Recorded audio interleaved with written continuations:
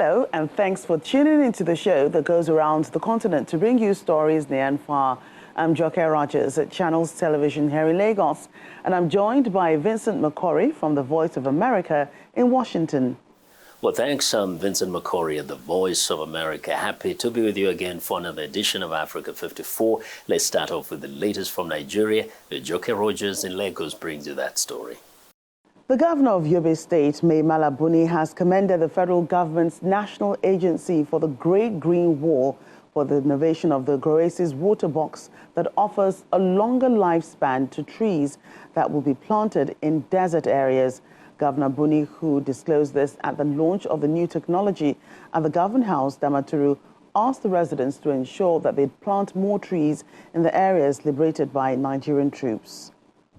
Desert encroachment has been a major challenge to the northern part of Nigeria, despite the federal government ecological fund to bring succor to states faced with natural disasters. A team from the National Agency for the Great Green Wall is in Yobe State to teach these primary school pupils and secondary school students effective tree planting habits. The team also came in with a new innovation, the Groasis water box, that can conserve water for up to 6 months.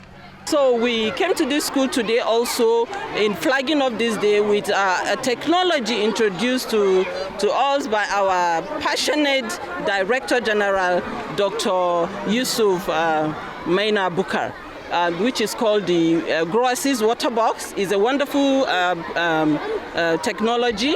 It's a water box that can plant trees. They were also at the Federal Polytechnic Damaturu to interact with the management, staff and students of the institution. The team later proceeded to the palace of the Emir of Damaturu, Shehu Hashemi II Ibn El-Kanemi, who appreciated the innovation with the hope that it will improve the environment. I think it has come in a very good time, and it's a very welcome development, and we are sure if the establishment and the main aim and objective to which the Great Green Wall is established is being put into practice, Yobe and Yobeans will benefit much from it, inshallah.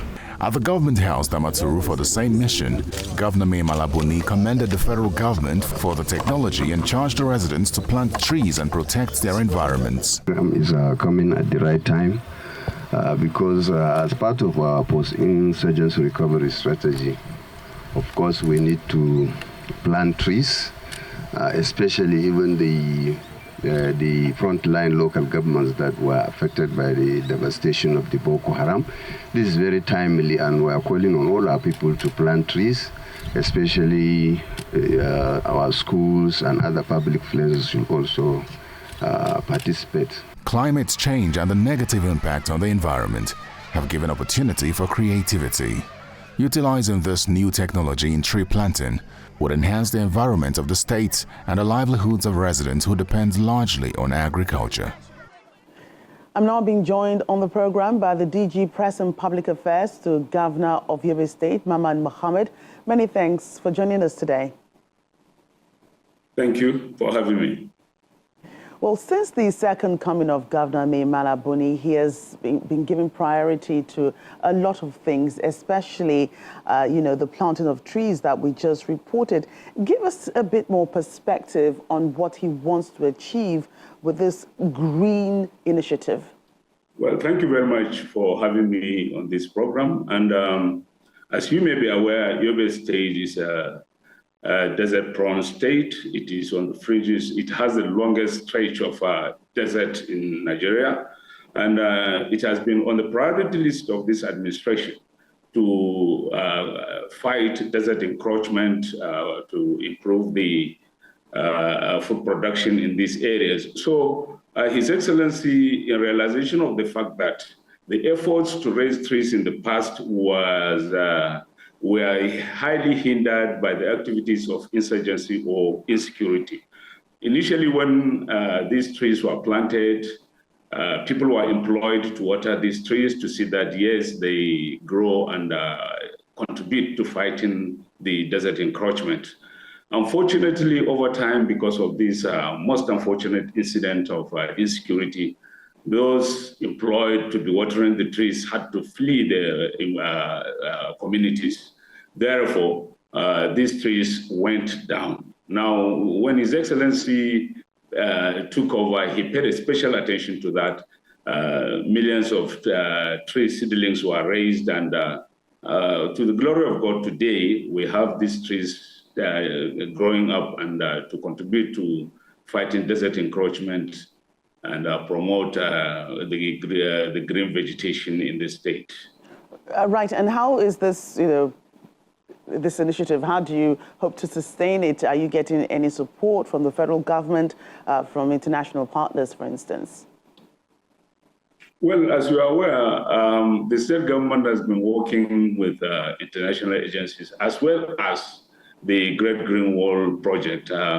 Fortunately, the Great Green Wall program of late, when launching its new technology, they also paid attention to Yobe State, and of course, His Excellency was handy to launch the program. And this initiative was taken to schools and the desert-prone communities for them to be part of the project, and not just being part of the project, but to also take ownership of these projects, so that there will be sustainability to nurture these trees and for it to grow, and of course to fight the desert encroachment. There's so many other developmental projects being embarked upon by the Buni administration, such as road infrastructure.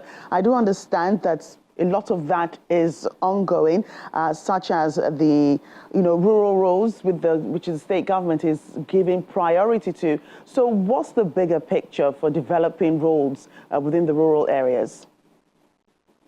Yeah, His Excellency is of the conviction that you have to have good roads for infrastructural development and even agricultural development. And let me also inform you that in the wake of this security crisis, even the security agencies commended the governor for the construction of these roads because it facilitates, it aids to the fight against insecurity.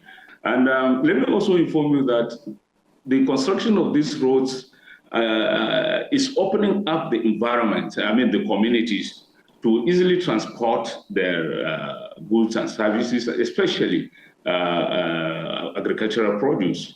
And then we do know that, constructing new roads and opening up communities is one thing, but then during some of the past rainy seasons in the past years, flooding has washed off some of these roads. What about, repair of roads that were in existence and have been eroded by flooding?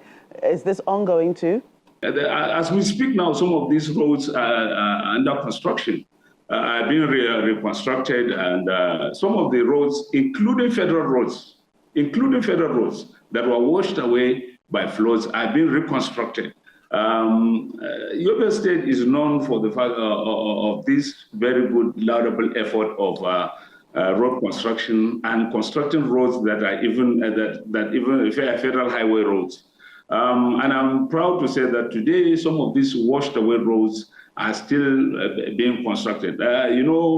What we have here in Yobe is the fact that the rainy season is not that strong yet to stop the construction of the roads. So we still have some time, and government is working on that to see that these roads are put. Most of them have been done, and some are still ongoing. And I think it is in line with the government policy of opening up these areas to ensure that, yes, people have access to both the interior and, of course, the cities. And this is working hard, and, of course, it is paying. The government is getting value for its money and making the people happy, making them motorable, and His Excellency is not taking that with a kind of, he's taking that with a very, very serious concern and monitoring the contractors where they are, and of course the ministry that sometimes handle these projects through direct labor. All right. Well, I must thank you for your time today, DG Press and Public Affairs to the Yobe State government, Maman Mohammed. Thank you very much for having me. I appreciate it. We want to know what you think about Africa 54 and the stories we cover. Join the conversation on Facebook. The address is Africa 54, and check out our headlines 24/7 on voaafrica.com. After the break, aiming to lower carbon emissions, Tanzania's government encourages drivers to switch from fossil fuel to compressed natural gas. Welcome back to Africa 54. I'm Vincent Makori in Washington. Tanzania's government is encouraging drivers to switch from using gasoline to power their cars to using compressed natural gas. This initiative aims to lower carbon emissions that cause global warming. As Charles Combe reports from Dar es Salaam, some drivers are hoping the switch will also help them save money in the long run. Jackson Peter, an Uber driver based in Dar es Salaam, recently switched from using gasoline to compressed natural gas CNG in his car. He says he did it for the environment and his wallet. I noticed that fuel prices were rising, and I didn't know until when the prices would continue to rise. Also, using gas is less expensive and better for the environment compared to petrol and diesel. It costs at least $1,000 to convert a car to compressed natural gas in Tanzania. It's a price many car users find more affordable, even though the government does not subsidize the charge. The Tanzanian government aims to power 8,000 cars with natural gas in Dar es Salaam alone. Officials say, so far, more than 2,000 vehicles have made the switch since the initiative began in 2018. At the conversion center located at the Dar es Salaam Institute of Technology, there's a steady stream of customers. With increasing awareness and education about natural gas usage in Tanzania, the number of customers has grown rapidly from 1 to thousands. Projections indicate over 6,000 customers by 2024-2025, reflecting the positive response as more Tanzanians embrace the benefits of using natural gas in vehicles. The Tanzanian government has embraced the 2015 Paris Agreement to limit global warming, mitigate the impacts of climate change, and build an environmentally sustainable future.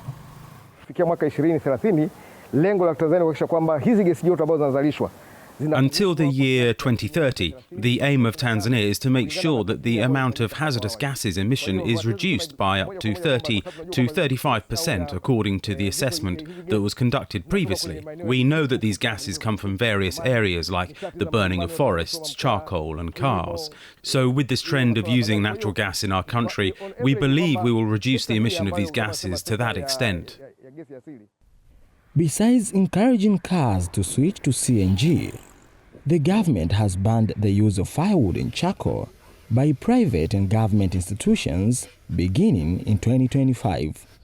The government is also shifting investments to alternative energy sources, including solar energy, geothermal power, wind energy, and hydropower. Meanwhile, Jackson is confident his switch to CNG will pay off, anticipating significant profits while prioritizing environmental conservation. Charles Combe for VOA News in Dar es Salaam, Tanzania. It was yet another Bastille Day celebration for French citizens around the world. France's ambassador to Nigeria, Emmanuel Blattman, said both countries enjoy strong economic partnerships as Nigeria is France's #1 trading partner on the continent. It's normally celebrated on July 14th every year. The unusual crowd at the Alliance Française in Ikoyi, Lagos, has been venue for the French National Day 2 years in a row now. The French ambassador, Emmanuel Blattman, the Consul General, Laurence Montméon, diplomats, members of the French-Nigeria business community, government officials and friends of France joined in marking the country's 234th Independence Day, otherwise known as Bastille Day. The Bastille, once a prison mainly for politicians, had come to symbolize the harsh rule of the Bourbon monarchy. The taking of the Bastille on July 14, 1789 signaled the beginning of the French Revolution and a symbol of the end of the ancient regime. As Lagos State is the host of the party, Governor Babajide Sanwo-Olu's goodwill message was delivered by the Secretary to the State Government, Mrs. Bimbola Salu Hundeyin. All the members of the diplomatic corps. She said the French National Day was an opportunity to celebrate the commonalities between both countries. Today, we join the French Republic to celebrate our National Day. And as we do this, we remember and cherish the robust and enabling ties that bind our two countries, particularly in the areas of trade, education, arts, and culture. Giving her address in a mix of French and English, Ambassador Blackman highlighted various projects both countries are partnering on. With Lagos State, we're doing a lot also. We signed last year with His Excellency the Governor an MOU to promote and develop e-sport. And 1 month ago, we also created a new fund to support young Nigerian entrepreneurs in the fashion, design, dance, and video game sector. Nigeria and France enjoy good economic partnerships. Nigeria is France's leading partner in sub-Saharan Africa and the fourth largest in Africa, behind Morocco, Algeria, and Tunisia.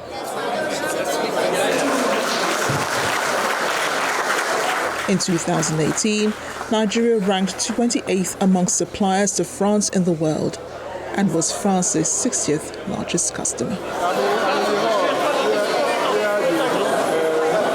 Amarachi Ubani, Channel Television News. The United Nations says it is concerned about the prevalence of sexual violence in camps for internally displaced people in the Eastern Democratic Republic of Congo. Activist Pasi Mulamala and others are trying to help women at risk.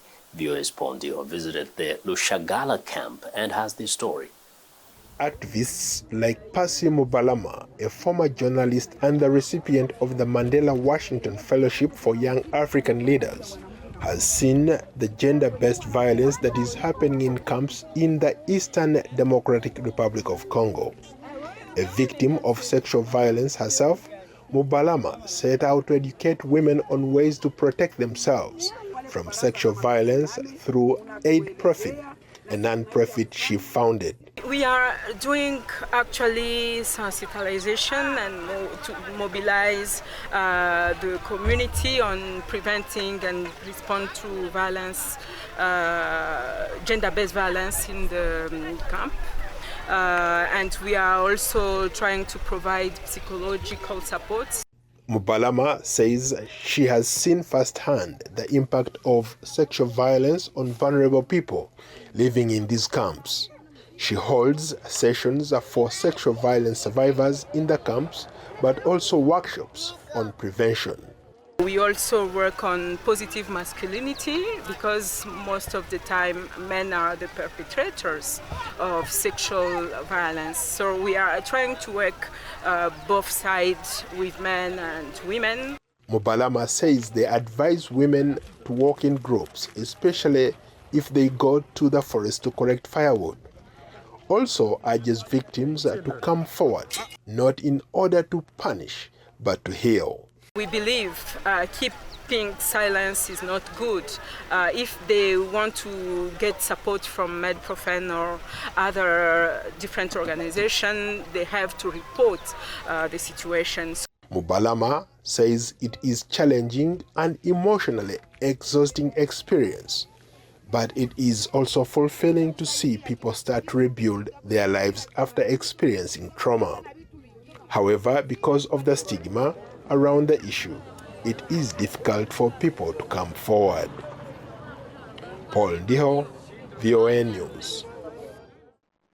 Upcycling refers to reusing an object in a new way without degrading the material it's made from, as opposed to recycling, which generally involves breaking down the original material and making it into something else. Two South African aspiring designers, Kumo Morojele and Klein Muis, are upcyclers of various materials from clothes to leather. They blend styles and culture to create their own unique blend. Two South African aspiring designers, Kumo Morojele and Klein Muis, spend hours at a second-hand street market in Johannesburg looking for fashion items.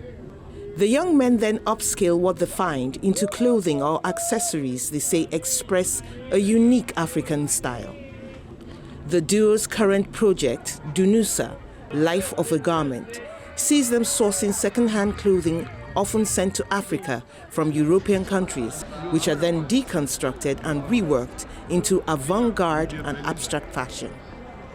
Their collection will be exhibited at an international arts program, Forecast Forum, in Berlin from July 14th to 16th, where young artists can receive mentorship.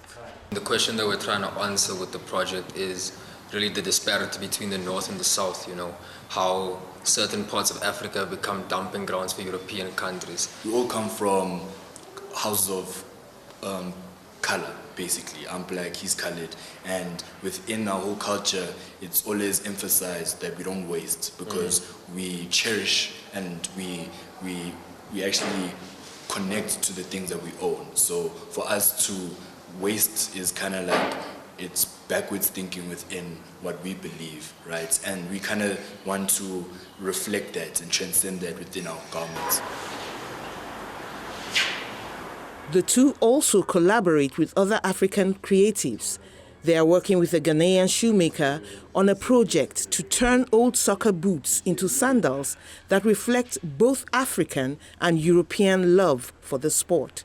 One of the problems they want to help solve is that of product unsustainability, not just in garments, but in pollution.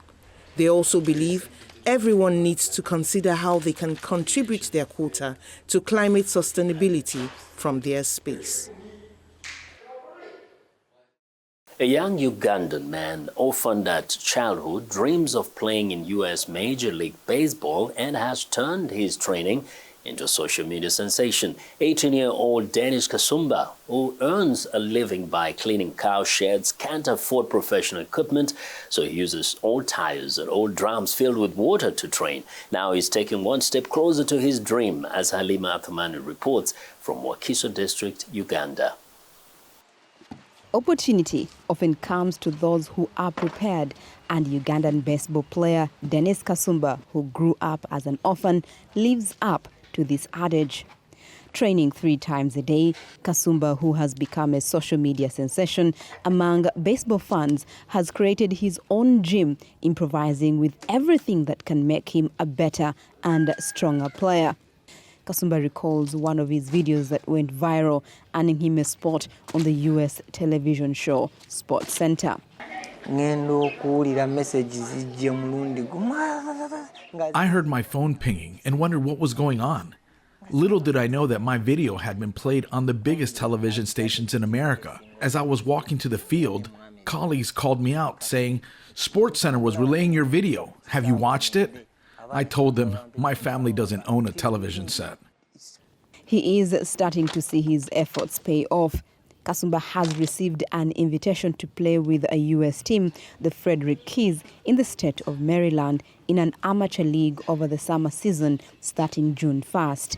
He is already building an American fan base. One of the people who was impressed by Kasumba's videos is baseball fan and lawyer Joshua Williams from Atlanta in the U.S. state of Georgia, who spoke to VOA via Zoom. My sons play travel baseball, and we were traveling for a tournament down in Florida, and I was just scrolling through my phone and I saw one of Kasumba's videos and was just like, wow, this kid is really good. And so I just kind of reached out to him through Facebook, and we started talking, and he started telling me his dreams of how he wants to play baseball professionally. Since then, Williams has been working hard for Kasumba to get a US visa so he can travel to play in the MLB Draft League. Back home, Semper John Bosco, a baseball coach, says he's worked with Kasumba for a couple of years, despite big challenges. The baseball equipment is scarce in the country. We just get them through donations from friends who see what we do, and they provide this equipment to us. So when it comes to gym work, it is expensive for us to go to gym. You have to pay a lot of money, so we have to improvise just like you see Kasumba. Uganda is home to only 2 baseball fields, including one donated by Japan and American donors. After having 3 US visa applications denied, on Thursday, Lady Luck finally smiled upon Kasumba, who got the visa. He can now prepare to leave Uganda to play in the US over the summer and work toward his goal of being a professional baseball player. Halima Othmani for VOA News, Wakiso, Uganda. Well, and that's our show for today. You can find all the continent's top news and world news online at voaafrica.com. Check it out. I'm Vincent McCory in Washington. Channels Television has our last word. We look forward to bringing you another show next week. To remember that channelstv.com is your source for news and other programming. I'm Joke Rogers. Thanks for watching and goodbye.